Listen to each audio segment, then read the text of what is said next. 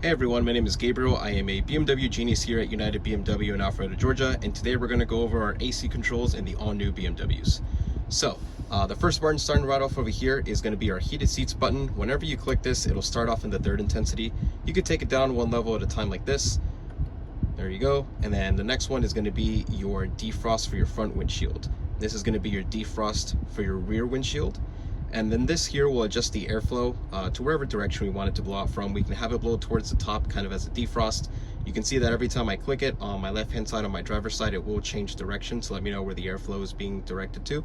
So I can have it towards the top, towards my body, towards my feet, or I can have both. So every time you click it, you should see it kind of cycle between here. You do have the automatic feature here. This will basically prioritize keeping the cabin at whatever temperature you have set. Whenever you click it, it'll basically try to keep me at 74 degrees right over here. Our temperature control is located here. We can increase or decrease our temperature right over here. This will kind of affect how hard the fan works.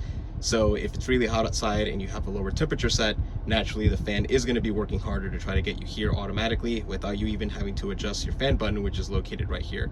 But whenever you click the fan button, it will increase or decrease in intensity right over here.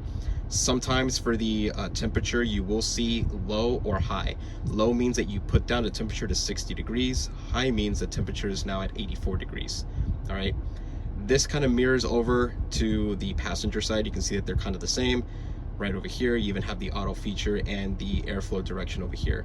You do, however, have this button right over here, which is your air recirculation inside the cabin. So whenever you click this button, it's going to redirect you up to the screen where you can choose if you want automatic air recirculation, where the car will do both inside and outside air. And you can click again, it'll cycle over to air recirculation on the inside. So it's only going to bring, or I should say recirculate air on the inside only.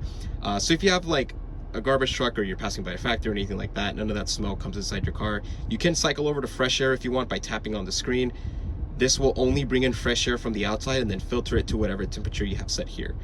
Right over here you have max AC. This will blow cold air at you as hard as it can at the lowest temperature as it can, so you will see low and at the highest fan setting. Probably do that with the windows cracked during the summertime because it does take a little bit for it to get cool. And then you have your heated seats located right over here. And last but not least, we do have our menu and AC button located right here in the center. This kind of has like two buttons in one. If you click downward, you will toggle your AC on or off. I would recommend keeping it on because it does act as a dehumidifier. It also helps keep your car a little bit cooler too. But if you click up, you'll go into your menu option for your climate control. And if you look up here, we already kind of talked about air quality. That is tied to your air recirculation button located down here, but we do have a heating and ventilation option right over here. You can adjust how cool you want the air to be from these two vents from these menus up here. So if I go to my driver, I can move the slider towards the blue and get slightly cooler air coming out of this vent, or move it towards the red and get slightly warmer air coming out of this vent. You are going to feel about a 3-degree difference right over here if you do move that slider over. If we go back, we can choose to change our second row of seats, and we can choose the temperature back there. We can choose the fan speed. We can even lock it so that if you have any kids back there, you can lock it and they can't mess around with the air that you have set back there. If you go back, we do have the synchronize option. Whenever you activate this, whatever you do to the driver's side will transfer over to all sides. So it will synchronize everything to the driver's setting here. We can distribute our heated seats. We can choose where we want the heated seats to kind of be distributed to. We can even choose if we want heated armrests on models equipped with that feature too.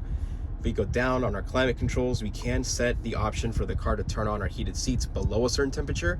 And on cars equipped with ventilated seats, we can choose to have the ventilated seats turn on above a certain temperature. We can even choose to have heated steering wheel turn on below a certain temperature as well if your car is equipped with it too. We go back, we do have preconditioning and ventilation. You can set a departure plan, so if you always go to the car at a certain time, the car will precondition itself for that specific time that you set. I believe you can set up to 3 timers. There's a 1-time timer, and then there's 2 timers that you can set. So you can set like an AM and a PM timer on specific days if you want. And then the last option is remote engine start. So if your car is equipped with this, you can choose to turn on remote engine start from here. If you click the lock button on your key 3 times, your car will remote start and start at whatever temperature you left it at down here. And that's pretty much it in terms of the climate control settings. If you do have any additional questions, please feel free to give us a call or stop on by.